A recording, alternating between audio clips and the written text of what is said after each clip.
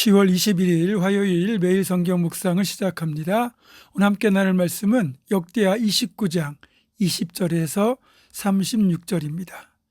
역대하 29장 20절에서 36절의 말씀을 제가 봉독합니다. 히스기야 왕이 일찍 일어나 성읍의 귀인들을 모아 여호와의 전에 올라가서 수송아지 7마리와 순양 7마리와 어린 양 7마리와 순염소 7마리를 끌어다가 나라와 성소와 유다를 위하여 속죄 제물로 삼고 아론의 자손 제사장들을 명령하여 여호와의 제단에 드리게 하니 이에 수소를 잡음에 제사장들이 그 피를 받아 제단에 뿌리고 또 순양들을 잡음에 그 피를 제단에 뿌리고 또 어린 양들을 잡음에 그 피를 제단에 뿌리고 이에 속죄 제물로 드릴 순염소들을 왕과 회중 앞으로 끌어오매 그들이 그 위에 안수하고 제사장들이 잡아 그 피를 속죄제로 삼아 제단에 드려 온 이스라엘을 위하여 속죄하니 이는 왕이 명령하여 온 이스라엘을 위하여 번제와 속죄제를 드리게 하였음이더라.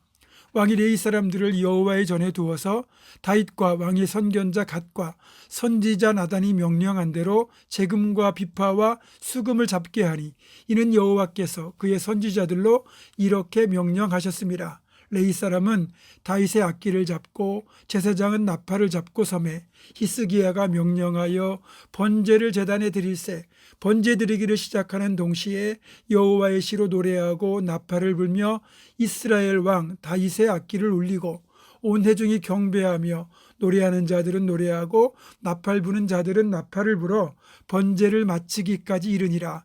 제사 드리기를 마침에 왕과 그와 함께 있는 자들이 다 엎드려 경배하니라. 히스기야 왕이 귀인들과 더불어 레위 사람을 명령하여 다윗과 선견자 아삽의 시로 여호와를 찬송하게 하며 그들이 즐거움으로 찬송하고 몸을 굽혀 예배하니라.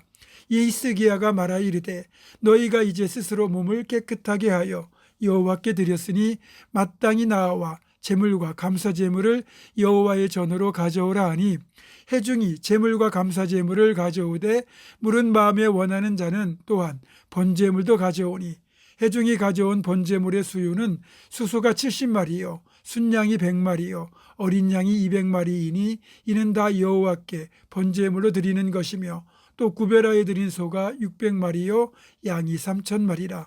그런데 제사장이 부족하여 그 모든 번제 짐승들의 가죽을 능히 벗기지 못하는 고로 그의 형제 레위 사람들이 그 일을 마치기까지 돕고 다른 제사장들이 성결하게 하기까지 기다렸으니 이는 레위 사람들의 성결하게 함이 제사장들보다 성심이 있었음이라. 번제와 화목제의 기름과 각 번제에 속한 전제들이 많더라. 이와 같이 여호와의 전에서 섬기는 일이 순서대로 갖추어지니라. 이 일이 갑자기 되었으나 하나님께서 백성을 위하여 예비하셨으므로 히스기야가 백성과 더불어 기뻐하였더라. 아멘. 오늘 본문은 히스기야가 종교개혁을 실시하는 가운데 하나님께 드리는 제사, 즉 예배를 온전하게 회복하는 내용을 기록하고 있습니다. 사실 성소, 성전의 존재 목적 중 가장 중요한 목적은 하나님께 온전한 예배를 드리기 위함입니다. 이전 역사를 보더라도 사무엘이 이스라엘 사사가 되었을 때 가장 먼저 했던 일이 이스라엘 백성들을 미스바에 모아놓고 하나님께 온전한 예배를 드렸던 일입니다. 사무엘 앞서 엘리 제사장이 사사로 있던 당시에는 하나님의 제사가 멸시를 당하고 하나님의 이름이 멸시를 당했습니다. 다시 말하면 영과 진리로 드려져야 될 진정한 예배가 사라졌던 거죠. 사무엘은 사사가 되자마자 그렇게 이스라엘 백성들을 미스바에 모아놓고 전 먹는 어린 양 하나를 가져다가 백성들과 함께 온전한 번제를 먼저 여호와께 드렸습니다. 사무엘은 그 어떤 것보다 예배의 회복이 절실함을 알았고 그렇게 이스라엘의 부흥은 예배의 회복을 통해서 다시 시작됐습니다. 히스기야 역시 이런 사실을 잘 알고 있는 겁니다. 그래서 성전을 정결하게 회복하고 정결케 된 성전에서 온전한 번제를 드림으로써 제대로 된 예배를 회복한 것입니다. 그리고 히스기야 혼자만 예배한 것이 아니고 백성들과 함께 온 마음과 정성을 다해 예배함으로써 공동체 전체의 예배가 바르게 회복이 된 것입니다. 사실 지금 한국 교회의 세태는 생명을 걸고 드리는 온전한 예배가 사라졌기 때문입니다. 예전에는 예배드리고 싶어서 아무리 때리고 핍박해도 예배당에 나왔고 산 넘고 물 건너 몇십 리길을 마다하지 않고 예배당에 갔습니다. 적어도 예배 30분 전에는 예배당에 도착해서 미리 기도하고 말씀 보며 예배를 준비하곤 했습니다. 그런데 지금은 그런 간절함도 사모함도 없어졌습니다. 제가 집사 때부터 알고 지냈던 대전에 있는 어떤 교회 목사님의 아들 중에 제 후배 목회자인데 필리핀 선교사로 헌신했던 분이 계세요. 이름이 조원준이라는 선교사인데 이분이 필리핀에서 선교사로 사역하면서 그 지역의 여러 교회를 개척하고 돌아보고 있었습니다. 그러던 중 우기가 돼가지고 비가 너무 많이 왔습니다. 그래서 주일 예배를 위해 방문하던 교회를 가는 길에 개울에 물이 불어나서 그 급류를 건너가지 못하고 결국 돌아왔습니다. 그리고 일주일이 지나서 다시 그 교회를 가고자 갔는데 여전히 이 물이 불어서 건너가기 어려운 상황이었습니다. 그런데 이번에 또 주일을 건너뛰면 두 번이나 건너뛰게 되다 보니 그럴 수는 없다는 마음에 그날은 도저히 포기하지 못하고 현지인 전도사도 건너기를 포기한 개울을 헤엄쳐서 건너다가 그만 물에 휩쓸려 사고로 죽고 맙니다. 이분이 개울을 건너기 전에 현지인 전도사에게 이렇게 말했다고 해요.